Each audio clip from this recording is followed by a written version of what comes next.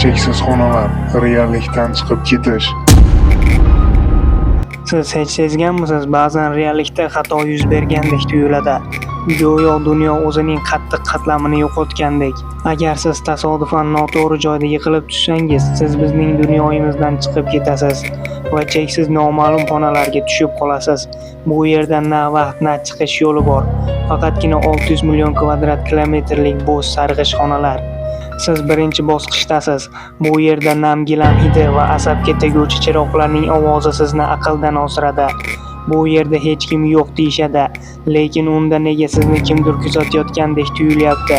Nega uzoqdagi koridorda qora soya yugurib o'tyapti? Noma'lum xonalarning eng asosiy qoidasi: agar biron narsani sezsangiz, bilingki, ular allaqachon sizni eshitgan. Bu yerda siz yolg'iz emassiz. Noma'lum xonalarning o'z aholisi bor. Ular inson emas, ular och, shafqatsiz va sizning qo'rquvingizni yaxshi ko'radi. Agar siz uzoqdan g'alati qichqirish yoki pichirlashlarni eshitgan bo'lsangiz, orqangizga qaramay qoching.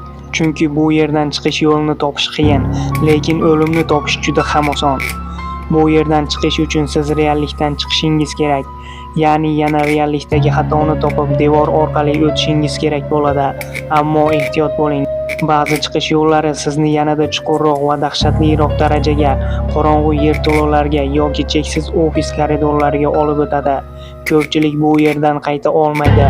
Ular shunchaki bedarak yo'qolganlar ro'yxatiga tushadi.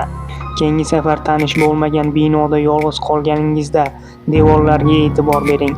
Agar ular odatdagidan yumshoqroq ko'rinsa, u yerdan tezroq keting. Aks holda siz ham sarg'ish xonalarning navbatdagi asiriga aylanishingiz mumkin. Doim uyg'oq bo'ling. Reallik siz o'ylaganchalik mustahkam emas.